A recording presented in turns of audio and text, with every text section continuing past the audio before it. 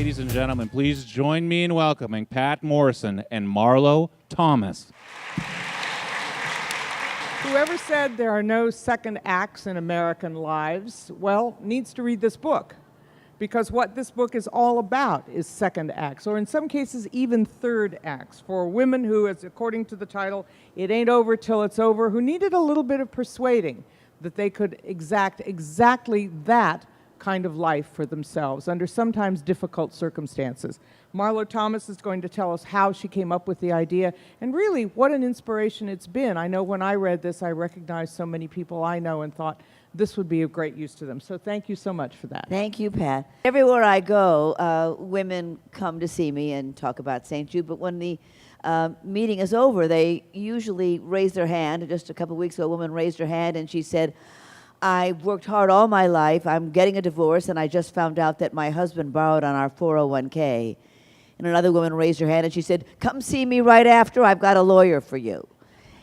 And another woman raised her hand and said, oh, my two girls just went off to college and I love my husband, but I'm going to miss my girls so much. And another woman raised her hand and said, oh, you're so lucky. I can't get my 26-year-old son out of the house.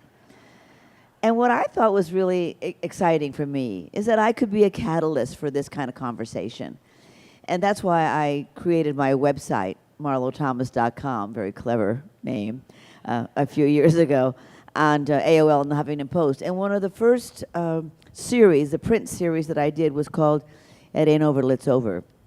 And it was really telling stories of women who started again. What I found as I was traveling around and women were talking to me and to each other is that a lot of women felt stuck, especially about 42, 43 years old. Because for a lot of them, the dream that they had in life kind of ran out on them. They wanted to have a family, and they raised their family, and now their family kind of left them. The children started going out on their own. And it was a matter of, okay, I'm 42, I'm 44, what do I do now? And then there were other women who had a dream a long time ago, but really never made it happen and kind of gave it up. And then there were other women who did pretty well in life, but back in the back of their head was this nagging dream that they wished they had done. And one of those women is a woman named Gayle McCracken.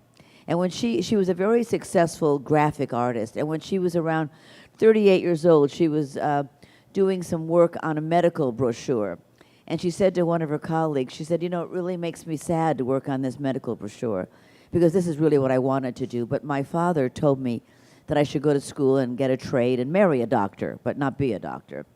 And so she became a very successful graphic artist. But her friend said to her, well, you could still be a doctor. She said, well, of course I can't. By the time I become a doctor, I'll be 50 years old. And her friend said, well, you're going to be 50 anyway. So she went to medical school, and she became a doctor about 49 years old. She's in her 60s now, and she's been a doctor for about 16 years at 66. But she made her dream come true. She went back and got her dream.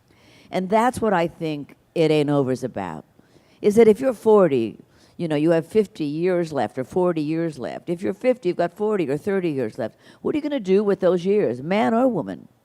My book is about the women that I interviewed, because my website is for women, but it applies to men as well.